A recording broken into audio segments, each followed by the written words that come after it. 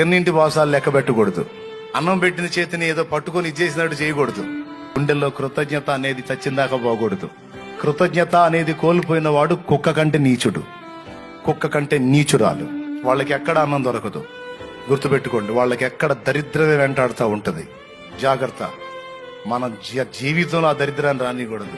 దేవుని ఎడల కృతజ్ఞత కలిగి ఉండాలి, కన్నవారి ఎడల కృతజ్ఞత కలిగి ఉండాలి, జన్మనిచ్చిన తల్లిదండ్రుల విషయంలో కృతజ్ఞత కలిగి ఉండాలి.